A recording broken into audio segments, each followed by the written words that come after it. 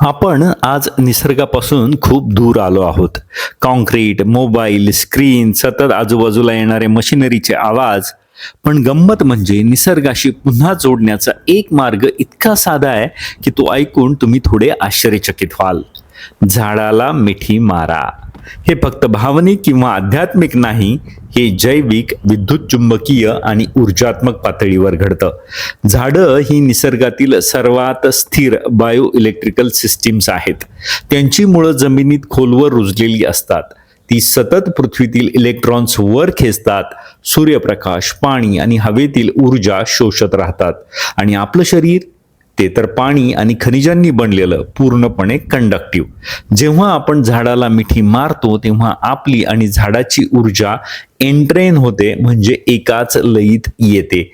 आपली हृदयगती हळू होते, कॉर्टिसॉल म्हणजे ताणाचा हार्मोन कमी होतो आणि शरीर फाईट ऑर फ्लाईट मधून पॅरासिम्पॅथेटिक शांततेत जातं. याच वेळी हृदयाभोवती असलेलं आपलं इलेक्ट्रोमॅग्नेटिक फील्ड अधिक कोहेरंट, अधिक एक्सपान्सिव्ह होतं. संशोधन सांगतं, झाडांमधून बाहेर पडणारे फायटोन्साइड्स रोगप्रतिकारशक्ती वाढवतात आणि ताण कमी करतात.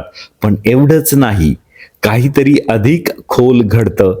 आपली ऊर्जा अशा लयीत जुळते जी सभ्यतेपेक्षा जुनी आहे. लोक आपली उपस्थिती अधिक जाणवू लागतात आणि आपल्यालाच अधिक जिवंत वाटायला लागतं.